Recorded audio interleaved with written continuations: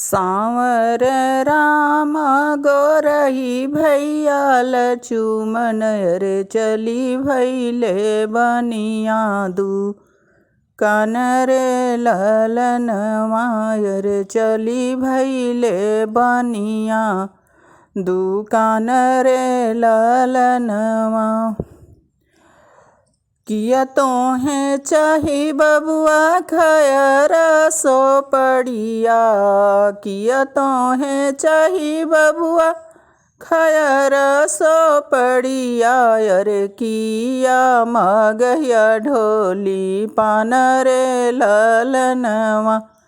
अरे किया मगहिया ढोली पान रे ललनवा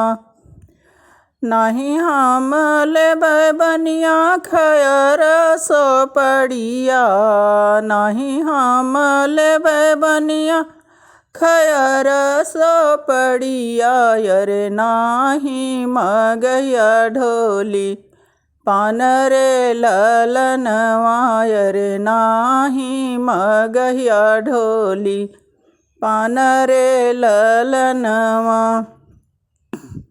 हमहूँ तलेबो बनिया अवध सिंहोरवा हमहूँ तलेबो बनिया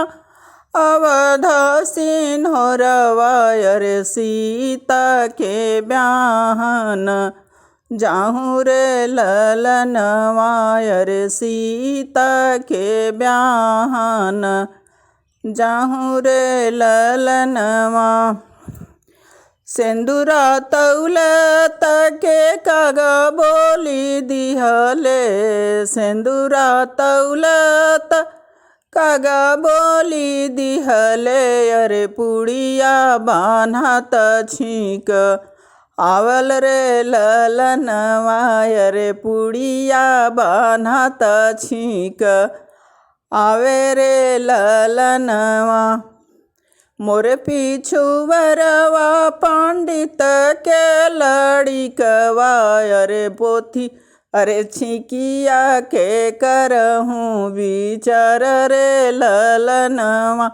अरे छिकिया क करना विचार रे ललनवा सीता बियाही राम घर के लवटब सीता ही ब्याही राम घर के लवटब अरे तोहरा के लिखल बन वसरे ललनवा अरे तोहरा के